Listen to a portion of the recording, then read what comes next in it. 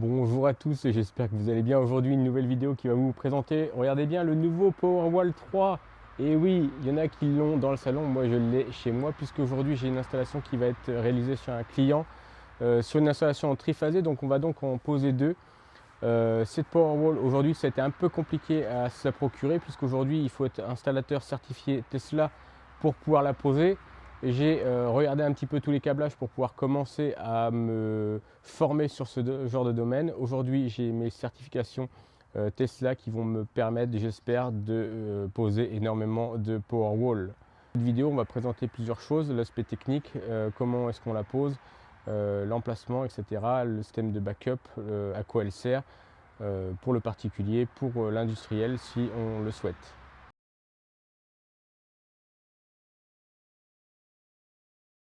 Je vous présente tout simplement la toute dernière batterie Powerwall 3 de chez Tesla, celle que tout le monde attendait. Enfin, moi, j'y croyais plus, puisque évidemment Tesla nous a fait un peu la surprise. Ils ont découvert qu'en Europe, il y avait aussi un potentiel à développer.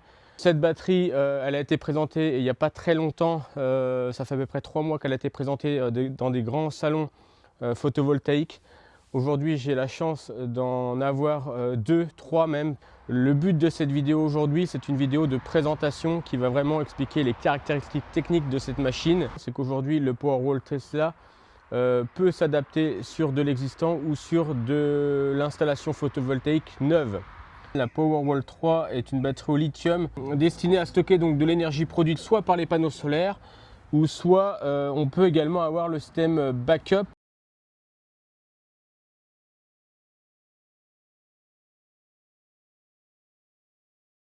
Donc là, aujourd'hui, ça peut être vendu soit avec, soit à part, depuis la toute dernière mise à jour. Donc pour ceux qui souhaitent mettre que du stockage, il est possible de mettre cette batterie mètre.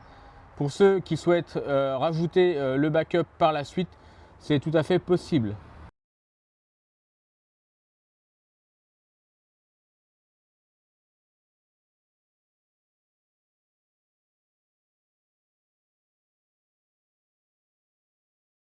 Mais ce qui fait la force de cette batterie, c'est surtout qu'elle intègre un onduleur solaire intégré, une puissance qui peut aller jusqu'à 20 kW en courant DC, réparti sur 3 strings pour optimiser les différents champs PV créés sur la maison.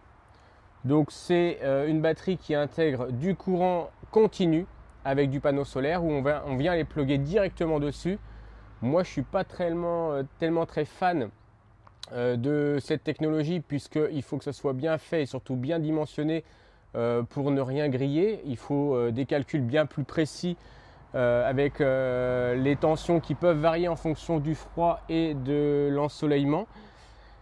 Mais elle intègre quand même 20 kg, ce qui fait à peu près une quarantaine, enfin on va dire entre 35 et 40 panneaux solaires avec une seule et même Powerwall mètre.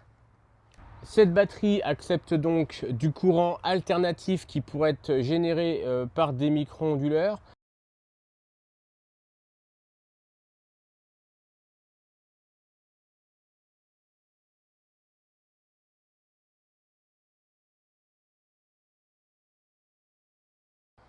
Alors cette batterie est capable de délivrer une puissance continue de 11 kWh. C'est variable en fonction des régions. Concernant la puissance en pointe, elle peut délivrer jusqu'à 185 ampères sur la sortie backup.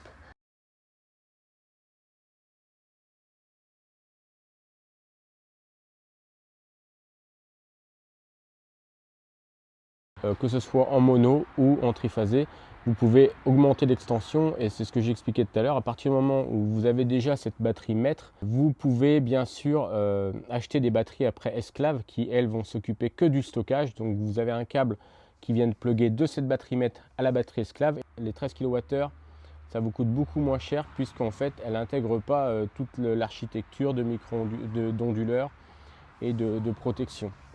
Donc ça c'est quand même un point très important. Alors, j'ai encore pas vu, mais là on aura un voyant qui va s'illuminer. Je crois que c'est bleu-blanc.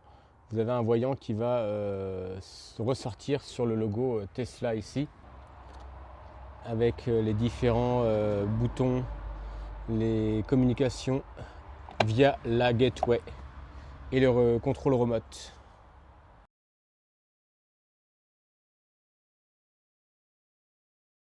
On n'en a pas parlé, mais ça c'est la grille de ventilation en aluminium qui vient en dessous du Powerwall pour éviter qu'il y ait des saletés, des poussières, des feuilles, des rongeurs qui viennent s'intégrer.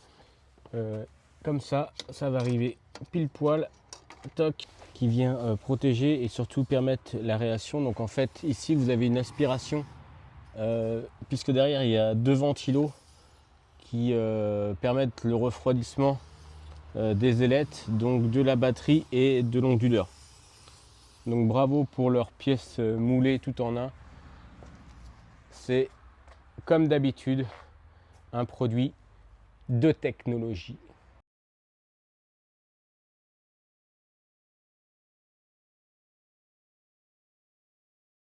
En fonction de l'installation, des contraintes, il y a quand même une fixation sur le mur.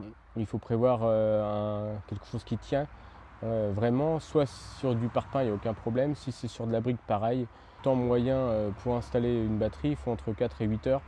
Un approvisionnement fait depuis l'application qui permet, en prend de la garantie de votre Powerwall. C'est un technicien de chez Tesla qui viendra réparer la batterie.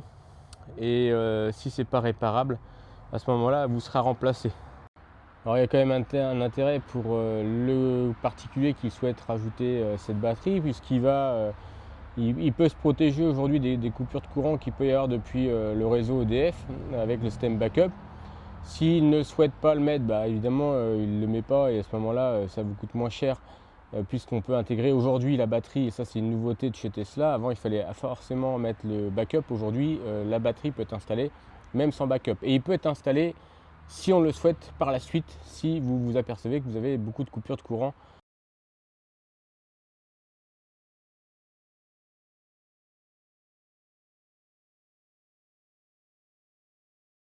Une utilisation de l'énergie la nuit avec ce qui a été produit la journée. Donc c'est ce qu'on retrouve avec les schémas classiques de la batterie.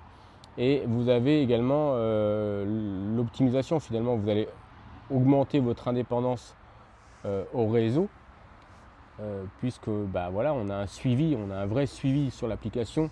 Alors aujourd'hui, j'en ai encore aucune connaissance, mais on va avoir quelque chose qui va vous donner bah, ce que vous produisez, ce que vous consommez, ce que la maison consomme. Elle peut être câblée avec le wall connector, le tout dernier, 3, qui va avoir une communication avec le véhicule. Donc on a aussi un écosystème qui est aussi qualitatif hein, sur ce genre de produit. Et enfin, bah, on connaît Tesla pour la fiabilité de leur voiture. Bah, quand on voit le produit, moi qui connais un peu les architectures de beaucoup de batteries, on s'aperçoit que là on est quand même sur un produit haut de gamme. Alors je ne sais pas ce que ça vaut en SAV aujourd'hui, je le saurai prochainement.